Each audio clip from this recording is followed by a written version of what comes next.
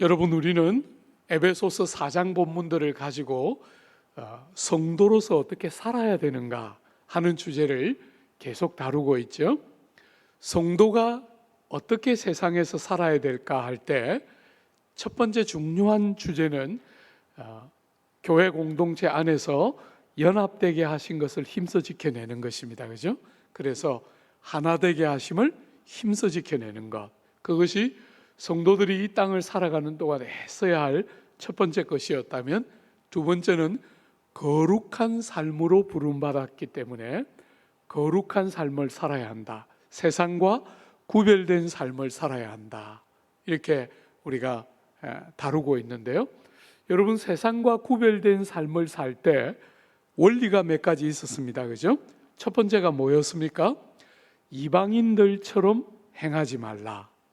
여러분들이 내가 성도로서 신앙생활을 제대로 하고 있는가를 잘 보려면 내가 안 믿는 사람하고 얼마나 다른가 구별해 보면 되겠죠. 그죠? 비교해 보면 되겠죠. 이방인처럼 행하지 말라. 이방인들이 어떻게 행하고 있습니까? 이방인들이 그 마음에 허망한 것으로 행동하고 있죠. 마음이 열매도 없고 내용도 없는 그 일을 추구하면서 살아가고 있는 그런 이방인들처럼 살아서는 안 된다. 그게 첫 번째였다면, 오늘 우리가 보게 되는 두 번째 큰 원리 한번 보십시오. 22절부터 24절인데요. 22절에 보면 너희는 옛사람을 벗어버리고, 제가 중간에 거 다 생략했습니다. 그죠? 22절에 너희는 옛사람을 벗어버리고, 24절에 보면 새 사람을 입어라, 이렇게 말했습니다. 여러분과 저에게 성도로서 이 땅을 어떻게 살아야 될까 하는 두 번째 큰 중요한 원리가 뭐냐면 옛 사람을 벗어버리고 새 사람을 입는 것이에요. 여러분, 성도가 불신자와 다른 제일 중요한 첫 번째가 뭐냐면, 불신자들은, 교회를 안 오는 분들은 하나만 하면 돼요. 말하자면 그분들은 옛 사람만 있어요. 어머니의 모태로부터 태어날 때 받았던 그 사람 하나만 딱 가지고 사는 게 불신자들의 삶이라면, 여러분과 저는 우리의 삶의 한순간에 예수님이 찾아오셔서 예수의 죽음으로 허락하신 새로운 생명이 허락되었죠. 그죠? 그래서 모든 성도들은 옛 사람이 일정한 부분 남아 있는데 새 사람이 또 생겨 있는 거예요. 이게 어떤 면에서 성도로 이 땅 살기 어렵다 할 때 어쩌면 제일 중요한 주제 중에 하나일 거예요. 왜냐하면 세상 사람들은 하나만 하면 돼요. 근데 우리는 옛 성품이 남아있는 가운데 새로운 삶으로 부름받은 이 옛 사람과 새 사람이 혼재되어 공존하고 있기 때문에 때때로 우리가 많이 다치게 되죠. 그죠? 정말 말씀을 들으면서 귀가 열리고 눈이 열려서 어떻게 살아야 하는지 보이는데 옛 사람의 습관이 남아서 자꾸 우리를 넘어뜨리기 때문에 성도가 한 번씩 다치고 아픈 거예요. 그냥 안 믿는 사람처럼, 그저 그분들이 세상 살 때 행복하게 사는 것처럼 우리는 못 살고, 우리는 작은 것에도 양심의 가책을 경험하고, 우리는 나름 열심히 애쓰느라 애쓰지만 우리 속에 두 옛 사람과 새 사람이 공존하는 데서 오는 모순 때문에 아픔과 상처를 경험하면서 세상을 살게 돼요. 그래서 예수 믿는 게 어려운 것이에요. 사랑하는 여러분, 오늘 귀한 본문은 우리에게 여러분들의 옛 사람은 벗어버리고 새 사람은 덧입어라, 끝없이 새 사람을 입어서 우리 안에 시작하신 하나님의 그 새로운 일이 여러분의 삶이 되고 인격이 되도록 새 사람은 꾸준히 입어야 하고 옛 사람은 꾸준히 벗어야 한다, 이렇게 이야기하고 있죠. 그죠? 여러분, 이게 무슨 뜻인가? 한번 먼저 이 말은 여러분들이 그렇게 옛 사람을 벗고 새 사람을 입음으로 성도가 되라, 이런 뜻은 아닙니다. 그렇게 할 수 있는 사람은 아무도 없어요. 여러분이 공로를 쌓고 노력을 해서 구원을 받으라, 그런 거 할 수 있는 사람이 없어요. 그죠? 절대로 그런 뜻이 아니죠. 은혜로 믿음으로 구원에 들어가는 것이죠. 그죠? 그러므로 옛 사람을 벗고 새 사람을 입어라 할 때 이 말은 여러분들이 그렇게 해서 여러분 스스로를 구원하라는 말이 아니겠죠. 우리가 스스로 구원할 수 없기 때문에 중보자이신 예수님이 오신 거잖아요. 그죠? 우리에게는 중보자이신 예수님이 꼭 필요하죠. 그분이 없이는 아무도 구원에 들어갈 자가 없지요. 그러니까 그런 뜻이 아니지요. 문맥의 전체 흐름을 한 번만 보십시오. 여러분, 우리가 지난주에 보았던 20절 21절에 보면 너희는 그리스도를 그같이 배우지 않았다. 여러분과 제가 예수님을 배웠어요. 그죠? 그리고 21절에는 너희가 참으로 예수님에게서 들었고 또한 예수님 안에서 가르침을 받았어요. 그렇기 때문에 옛 사람을 벗고 새 사람을 입으라, 이렇게 말하고 있는 거죠. 그죠?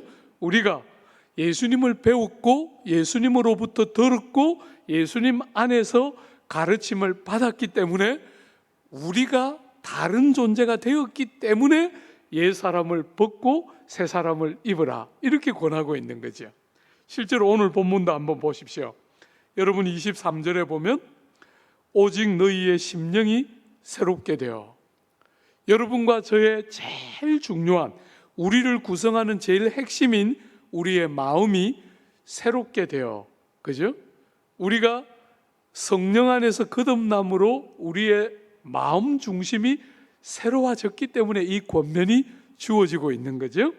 24절도 우리가 잠시 후에 또 보겠지만 24절에 보면 하나님을 따라 지으심을 받은 새 사람, 여러분과 저는 하나님의 형상을 따라 새롭게 창조된 사람들이므로 새 사람을 입으라, 이렇게 권면하고 있는 거예요.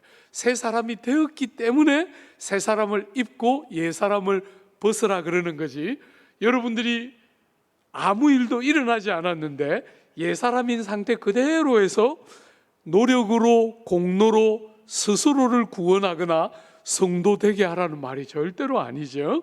이미 거듭나서 예수를 배우고 예수에게 듣고 예수님 안에서 가르침을 받았기 때문에 더 이상 옛날처럼 옛 사람처럼 살 수 없고 새 사람처럼 살아야 한다.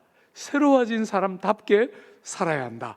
이것이 지금 옛 사람을 벗어버리고 새 사람을 입으라는 말의 핵심 의미이겠지요. 사랑하는 여러분, 오늘 사람들의 제일 중요한 문제, 여러분이 땅을 사는 사람들의 제일 중요한 문제는 마음이 삐뚤어져 있는 거예요. 마음이.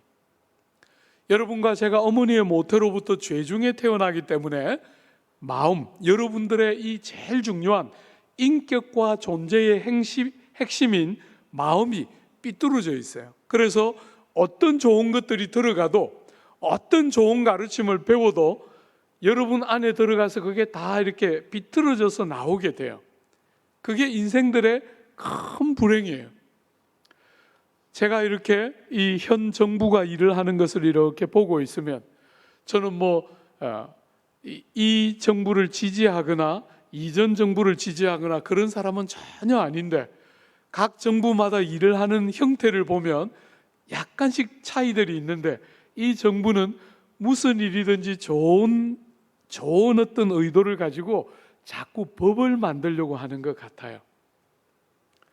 여러분, 이게 법을 만들어서 뭔가를 하면 될 것 같아 보이지만 안 됩니다. 여러분, 사람들의 마음 중심이 삐뚤어져 있기 때문에, 왜곡되어 있기 때문에 이게 들어가서 건강하게 나오는 것이 아니라 왜곡되게 나오는데 사람들의 문제가 핵심이 있어요. 그래서 성경은 언제나 여러분과 저의 삶의 제일 우선적으로 여러분이 성령 안에서 거듭나게 될 때 마음이 어떻게 되느냐면 심령이 새로워지는데, 어떻게 새로워집니까? 방향이 달라진다는 거예요. 우리가 늘 방향이 잘못되어 있었어요. 왜곡되어 있었는데 여러분과 제가 거듭나고 나면 방향이 바른 방향으로 향하게 돼요. 여러분, 그것을 로마서 6장은 이렇게 표현해 두었어요. 로마서 6장에 보면 그가 죽으심은 죄에 대하여 단번에 죽으심이요, 예수님에 대한 이야기를 하고 있는 거죠. 예수님이 죽으실 때 죄를 향하여 단번에 죽으시고 그가 살아계심은 하나님에 대하여 살아계심이니 이와 같이 너희도 너희 자신을 죄에 대하여는 죽은 자요 그리스도 예수 안에서 하나님께 대하여는 살아있는 자로 여길지니라. 여러분, 예수님께서 돌아가실 때 죄를 향하여 돌아가시고 살아나실 때 하나님을 향하여 살아나셨다는 거예요. 그런 것처럼 여러분과 제가 거듭날 때, 예수님을 인격적으로 만나서 거듭날 때 우리는 죄를 향하여 죽어지고 하나님을 향하여 살아났다는 거예요.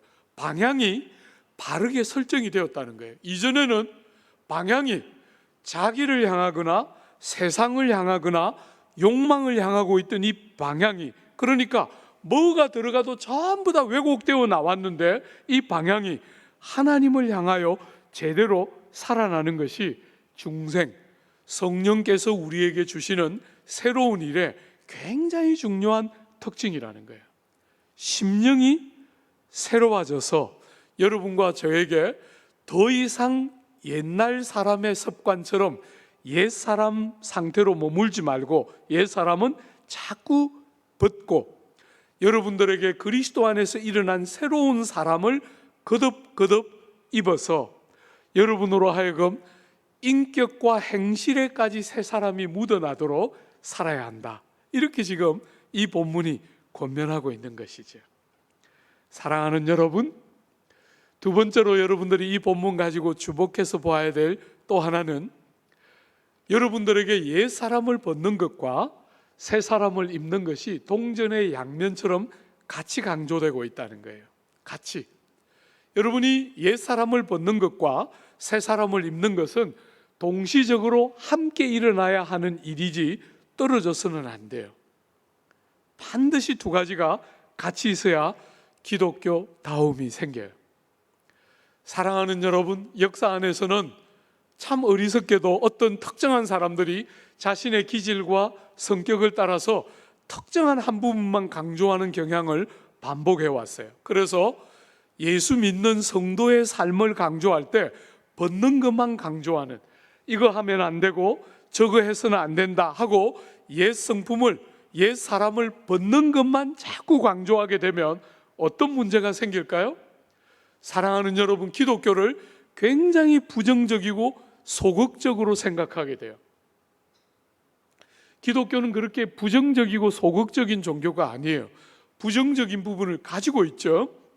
하지 않아야 할 것과 행해서는 안 될 것에 대한 권면을 분명히 가지고 있다는 면에서 기독교의 가르침 안에 부정적이고 소극적인 부분이 있어요. 그러나 그게 전부가 아니에요. 새 사람을 입는 긍정적인 부분이 있는데 벗는 것만 강조하면 끝없이 부정적이고 부정이 반복되다 보니까 자꾸 잘못하면 어떻게 됩니까? 비참하고 침체에 빠지기 쉬워요. 복음을 제대로 못 깨달으면 사람들이 자꾸 비참함에 빠지고 침체에 빠지게 돼요.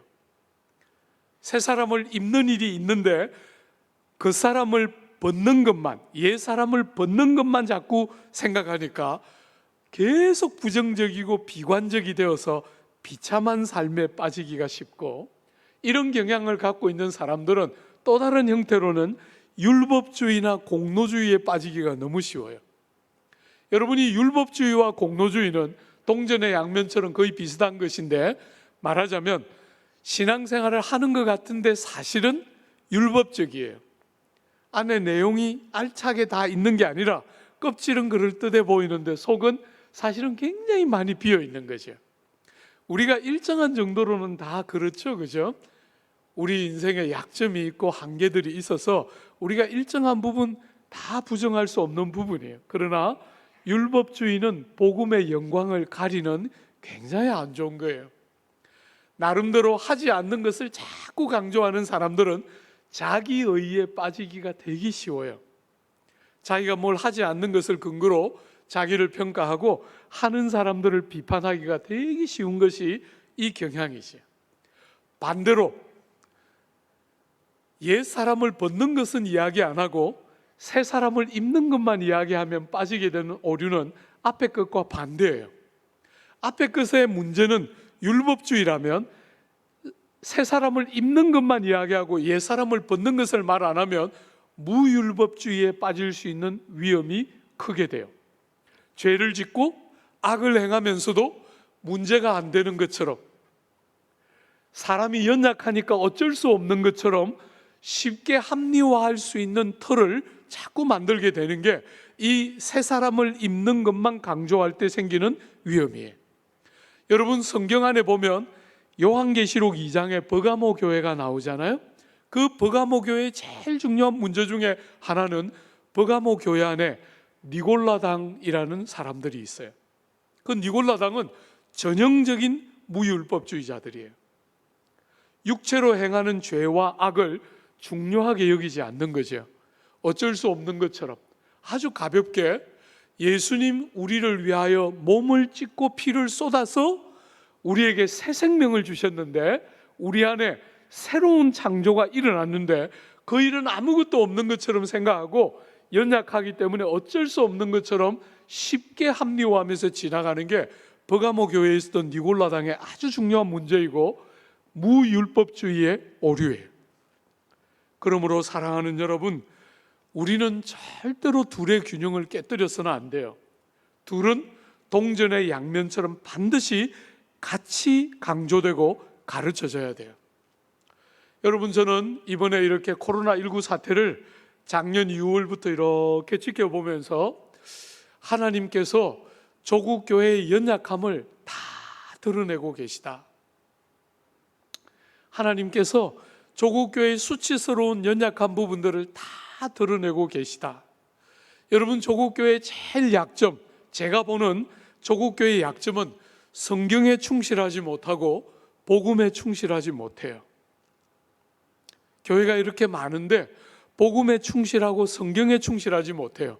그러다 보니까 조국 교회의 제일 문제 중에 하나는 이단이 이렇게 많이 일어난다는 거예요. 여러분, 코로나19가 딱 터졌을 때 조국 교회가 덮어놓고 있었던 이단 문제가 온 천지에 다 드러났어요. 세상이 교회를 비난할 때 어떤 사람들은 저 사람들은 교회가 아닙니다라고 말하지만 세상은 이해할 수가 없죠. 그죠? 진리로 이단들을 잘 분별하고 이단들이 저렇게 거대한 형태로 존재하도록 한 것은 우리의 허물이에요. 그런 면에서 우린 참 핑계할 수 없어요. 두 번째 코로나가 큰 파고가 다시 일어났을 때 제가 참 보면서 너무 마음 아팠던 것은 극단주의적인 사람들이 기독교의 이름을 가지고 극단적인 행동을 하는데 그걸 분별을 못한다는 거예요. 여러분, 기독교와 이 구원의 영광은 깨어진 균형의 회복이에요. 죄인들의 특징은 치우침이에요. 언제나 한쪽으로 치우치게 돼요. 끝없이 치우치게 되는데 구원을 받고 우리가 하나님을 바르게 알면 균형과 조화가 회복되게 돼요. 사랑하는 여러분, 우리는 절대로 하지 않아야 할, 벗어야 할 것만 강조하는 사람이 아니라 뭘 해야 되는지, 뭘 입어야 하는지를 동시에, 동전의 양면처럼 둘을 동시에 말하는 사람들이지 절대로 한쪽에 치우쳐서 하나만 주장하는 극단적인 자들이 아니에요. 그런데도 교회의 이름으로, 기독교의 이름으로 극단적인 자들이 옳은 것처럼 그렇게 말할 때 너무너무 고통스러워요. 저는 조금도 동의할 수 없어요. 사랑하는 여러분, 그렇지만 교회라는 이름으로 온갖 일들이 일어났기 때문에 많은 욕을 들었죠. 이번에 세 번째 다시 큰 어려움들이 이렇게 왔을 때 저는 이 세 번째 코로나 문제를 바라보면서 조국 교회의 오랜 아픔, 기독교의 이 영광스러운 진리를 구복적인 신앙으로 변질시켜 왔던 조국 교회의 수치가 다 드러난 것이 이번 세 번째 코로나 파고다, 저는 그렇게 봐요. 교육이라면 사람들이 껍벅 죽고, 거기다가 영어를 가르친다니까 더 껍벅 죽어요. 왜 그렇게 교육과 영어에 사람들이 목을 맵니까? 좋은 대학을 보내서 세상에서 잘 되기를 원하는 그 경향이 교회의 이름으로 아무렇게나 판매되고 있는 거예요. 그분들을 이단이라고 우리가 비난할 수도 없고, 그분들이 안 믿는 사람처럼 우리가 취급할 수 없지만, 조국 교회의 참 아킬레스건같이 약한 정말 기복적인 이 신앙의 경향이 저런 부끄러운 모습을 반복해서 드러내면서 온 조국 땅으로부터 교회라는 이름만 들어도 지긋지긋하다 하는 말을 우리가 욕을 듣고 있어요. 한마디도 저는 교회가 그렇지 않습니다라고 말하고 싶지 않아요. 욕을 다 들어야 하는 우리의 부끄러움들이 다 드러났고, 이제라도 정말 이런 일들을 다시 반복해서는 안 된다고 생각해요. 사랑하는 여러분, 교회는 극단적인 한쪽 편에 서 있는 사람들이 아닙니다. 균형이 딱 잡혀서 여러분이 개인의 성향을 따라 정치적으로 이런저런 식견을 얼마든지 가질 수 있고 그건 자유롭지만, 교회 이름으로, 기독교 이름으로 우리는 한쪽 편에 서지 않습니다. 우리는 화평케 하는 자로 이 땅에 남겨져 있고, 우리는 사람을 어느 쪽에 서 있든지 간에 포기하지 않고 사랑하는 사람으로 남겨져 있는 것이 여러분과 저의 역할이어야 해요. 극단적인 무리들은 기독교의 영광을 깨뜨리게 되는 것이에요. 그렇게 하면 안 됩니다. 사랑하는 여러분, 우리는 벗어야 할 것만 강조하는 자들이 아니고 동시에 입어야 할 것도 이야기하고 있는 자들임을 잊어서는 안 돼요. 사랑하는 여러분, 우리가 왜 벗어야 합니까? 왜 옛사람을 벗어야 하지요? 한번 보십시오. 그 옛사람은 아주 중요한 특징을 갖고 있기 때문에 벗어야 합니다. 어떤 특징을 갖고 있습니까? 22절에 보면 너희는 유혹의 욕심을 따라 썩어져가는 구습을 따르는 옛사람을 벗어버리라. 여러분, 옛사람의 형태로 계속 살아가면 결과가 뭡니까? 썩음과 부패이기 때문입니다. 썩음과 부패. 여러분, 우리가 에베소서 2장을 다룰 때 보았죠? 모든 어머니 모태로부터 태어나는 자연인의 상태가 뭐였습니까? 허물과 죄로 죽어 있었어요. 생명이 없었습니다. 그죠? 생명 없는 모든 것들의 특징은 뭡니까? 시간이 가면 갈수록 더 나아지거나 개선되는 것이 아니라 시간이 흘러가면 흘러갈수록 썩고 부패하게 됩니다. 그죠? 생명 없는 것은 시간이 흘러가면 부패하게 돼요. 개선되는 게 아닙니다. 나아지는 것이 아닙니다. 생명이 있어야만 변화가 있고 나아지는 것이죠. 주 안에 사랑하는 여러분, 생명이 없기 때문에 옛 사람의 삶의 방식을 계속 따라가면 어떻게 되죠? 썩고 부패하는 것밖에 없습니다. 여러분, 그런데도 왜 사람들이 따라갑니까? 유혹의 욕심을 따라가기 때문에. 여러분, 우리 안에는 아주 정당한 욕구들이 있지 않습니까? 안전하기를 원하는 거, 쉬고 싶은 거, 먹고 싶은 거, 아주 정당한 욕구들이죠. 하나님이 주신 거예요. 그런데 그 욕구가 분수를 넘어가면서 앞에 있는 유혹의 욕심, 유혹이 그 욕구를 부추길 때 어떻게 됩니까? 균형을 깨뜨립니다. 그 욕구는 정당한 한계 안에 머물러 있어야 합니다. 그죠? 우리가 아무리 쉬고 싶어도 일을 해야 될 땐 일을 하고 쉬어야 될 때 쉬어야 하는데, 그 한계와 제한을 넘어서서 유혹이 와서 거듭거듭 꼬드깁니다. 여러분이 유혹의 특징은 뭐냐면 속임인데요, 속인다는 게 꼭 거짓말이라는 말만 생각하면 안 돼요. 한쪽 측면만 부추깁니다. 전체를 균형 있게 보게 하는 게 아니라 한쪽 측면만 부추겨서 어두운 다른 부분들은 가리고 밝은 부분만 드러내어서 사람들에게 욕심을 따라 살아갈 때 얼마나 행복할까라는 환상을 끊임없이 심어주면서 유혹의 욕심을 추구하고 살다가 결국은 썩고 부패하는 것으로 끝나는 것이 옛사람이기 때문에 벗어야 한다는 거예요. 사랑하는 여러분, 정말이에요. 이제 저는 더 선명하게, 더 분명하게 여러분들에게 말할 수 있는 것 같아요.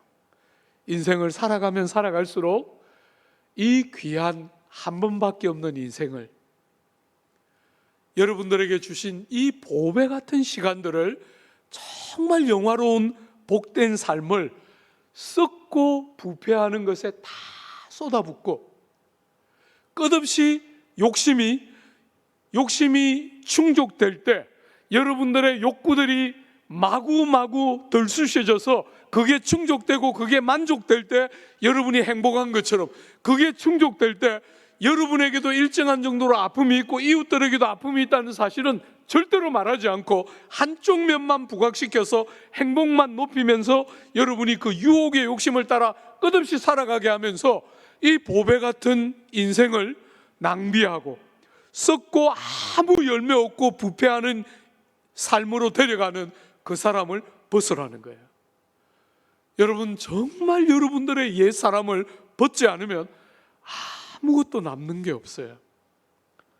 세상은 돈돈하지만 여러분이 몸져서 죽을 병상에 누워 보십시오. 그 돈이 여러분에게 도움이 되는지.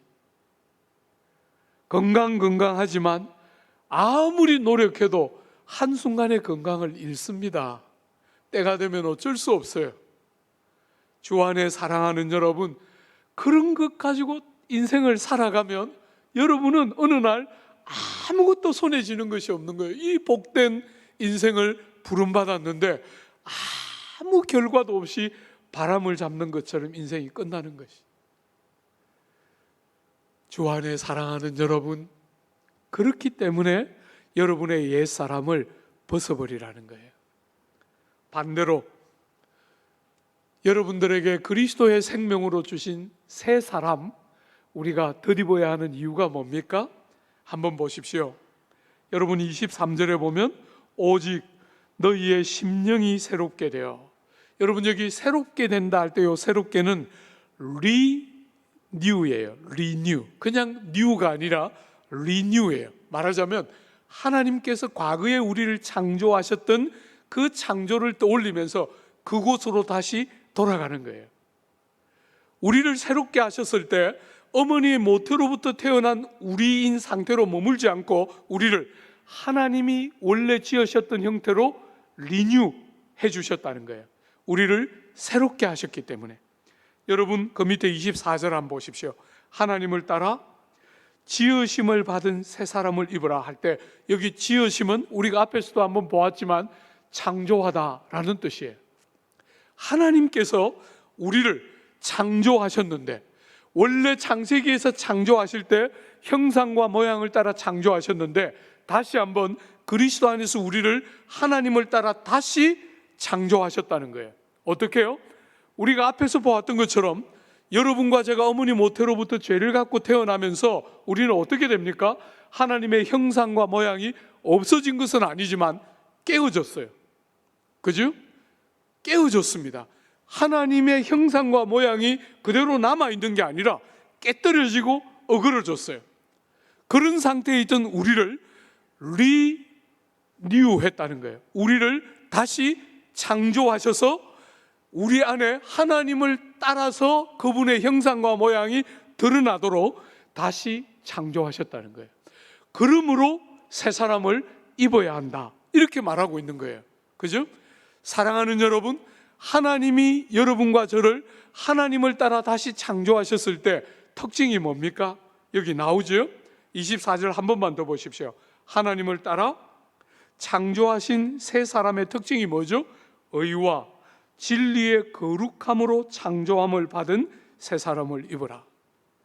여러분, 지금 우리는 문맥 전체가 거룩에 대한 도전을 하고 있는 문맥인데, 의와 진리의 거룩함으로 다시 창조한, 그래서 여러분과 제가 하나님의 형상 안에서 창조되었지만 형상과 모양이 깨어져서 다른 것은 비슷하게 남아있지만 거룩과 의와 진리라는 면에서는 깨어졌어요.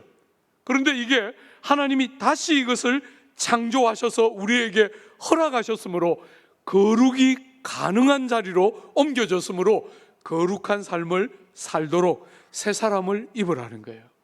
끄덕끄덕 여러분들이 그리스도의 그 귀한 생명으로 우리가 새 사람이 되었음을 기억하고 절대로 포기하지 말고 의와 진리가 만드는 거룩한 삶을 살아내는 그런 자리로 가야 한다는 거예요.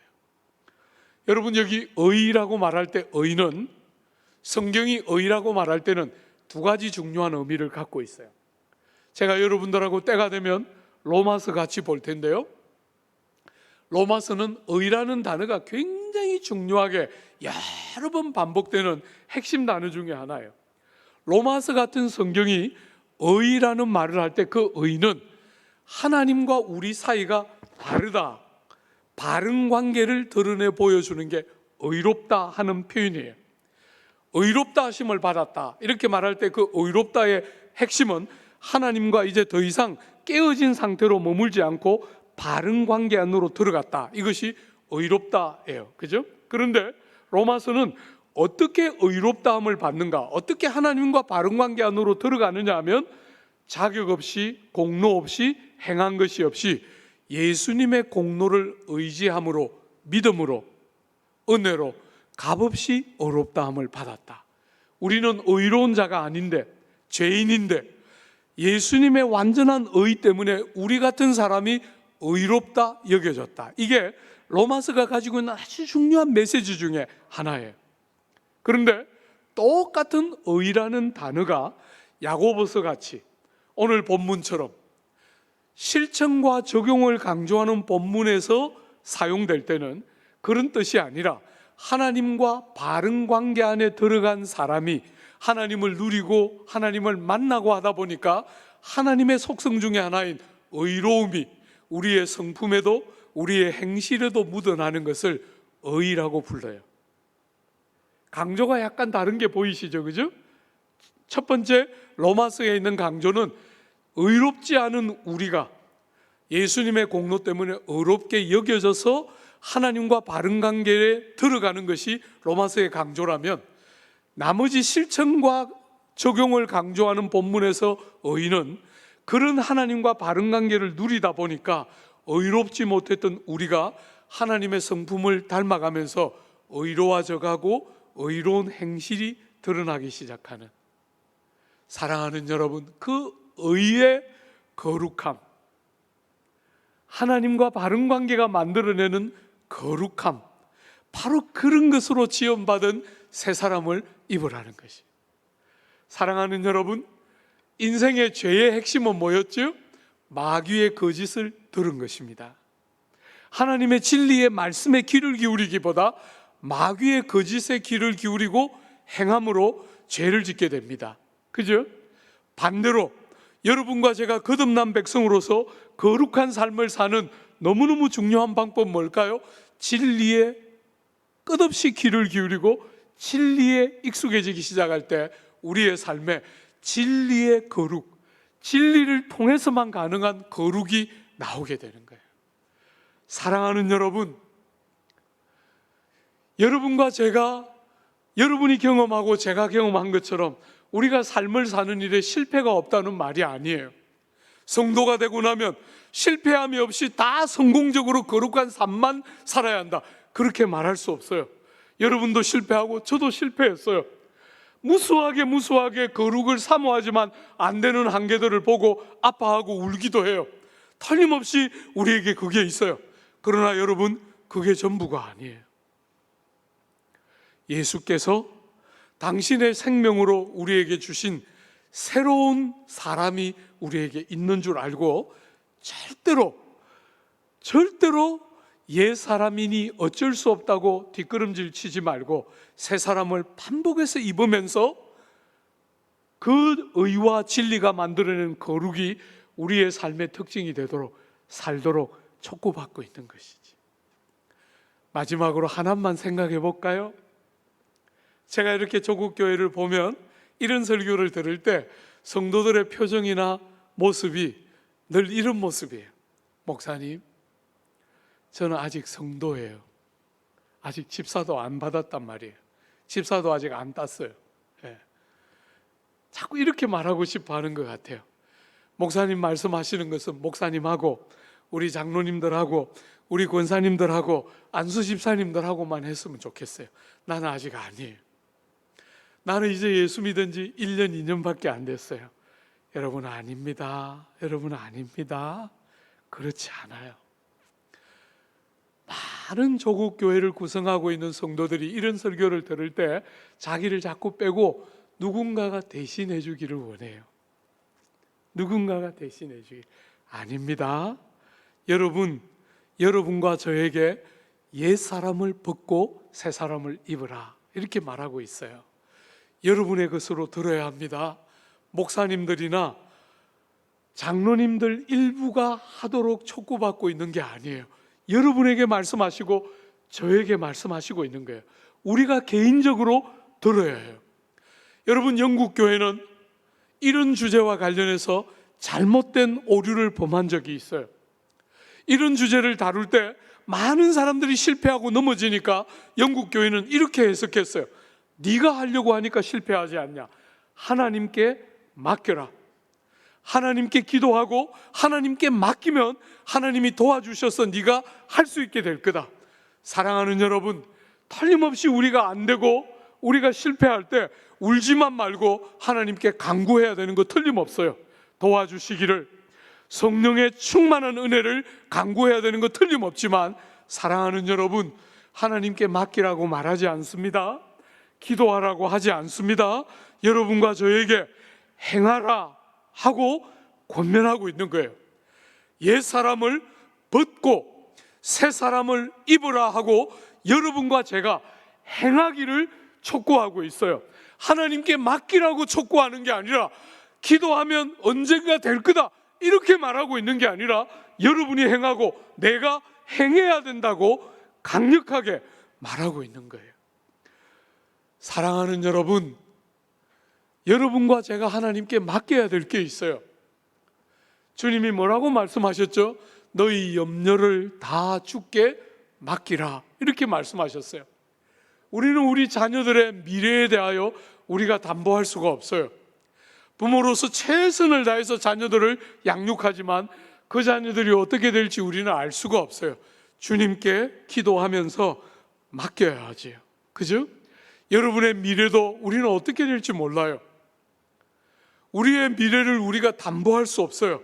아직 일어나지 않은 일이기 때문에 그런 것은 하나님께 맡기고 염려에 사로잡히지 않아야 하죠. 그러나 여러분, 성화를 행하는 일에 있어서 죄를 거스르고 악을 거절하고 선을 행하는 일에 있어서 절대로 누군가 대신해 주기를 기다리거나 절대로 하나님께 맡기거나 기다리라고 말하지 않고 여러분 보고 행하라고 권면하고 있다는 거예요.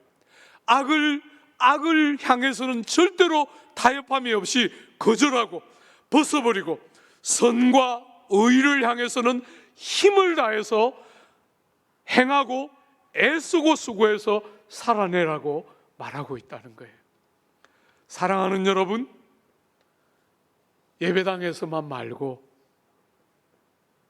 여러분의 가정에서, 여러분의 일터에서, 여러분들이 영적으로 가장 건강하고 좋을 때만 말고, 코로나19처럼 이렇게 어렵고 시련이 있고 우리의 삶을 어렵게 하는 주제가 여전히 우리를 짓누르고 있을 때도 변함없이